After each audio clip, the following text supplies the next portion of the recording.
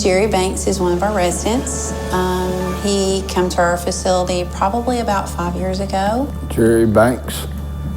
He decided that he wanted to be a brick and a stone mason. Quite a craftsman. He built a lot of custom mailbox posts for people, brick, block. Getting it done, getting paid for it. Well, Jerry, he was kind of like myself back in his younger days. We were kind of running roads and drank beer and hung out in the joints. And I was wise enough, I guess, to meet his sister and kind of slow down, and he didn't. As time went on and problems arose, the consumption escalated. And he kind of drank himself into induced dementia. I was totally ignorant about dementia. Did not know any of the warning signs, did not know what was involved. And he'd be sitting out in the backyard and all he'd have on was his shorts, you know, and you could tell by looking at him that he had problems. The doctor decided that he could not care for himself. So he was admitted to a local nursing home. Sedation was their cure to dementia. They could not manage him, they could not control him. So their means of dealing with him was to drug him. I was frustrated and I was so angry. The next day I get a call from Monteagle, Tennessee, from someone saying that Jerry would be accepted at the bridge. Jerry came to us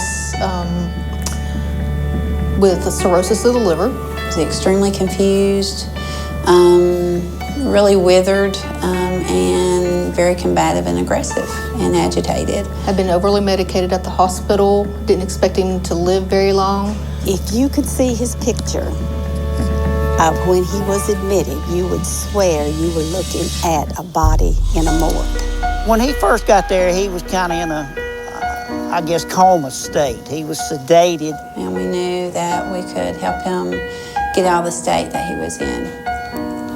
Our focus was going to be to see what type of quality of life we could give Jerry while he was here. Jerry is very angry, very combative, really didn't know what was going on with himself, very confused. Jerry's life revolved around partying and drinking. Quite a few brushes with the police. He thought he was in prison the majority of the time or in jail and didn't understand why. One of the worst dang places I've been in. I'd like to get the hell out of it. During that time, he became more adjusted and adapted to our environment, and we became more adjusted and adapted to him. We got the meds reduced, got him up walking, more alert, got him back to dressing and feeding himself with occupational therapy and speech. Multisensory room is something that will arouse them, something that they can focus their attention on, and maybe bring them out of whatever state they're in for maybe 15, 20 minutes to help them calm and see if it carries over for the rest of their day.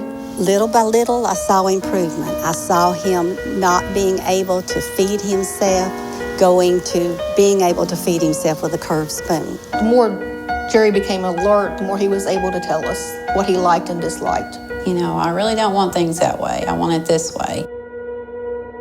That was one of the big turning points for us when he wanted to become even more so independent in his care. When I realized that the diapers were slowly disappearing, I knew that we'd reached another hurdle. But now he can go to the restroom, he can feed himself, he's happy. When he first came into our building, we didn't see him as a disease or a sickness or someone that was dying, but we've seen him as an individual that had potential for a great life. I truly, truly believe Jerry would not be with us today if he were not at the bridge.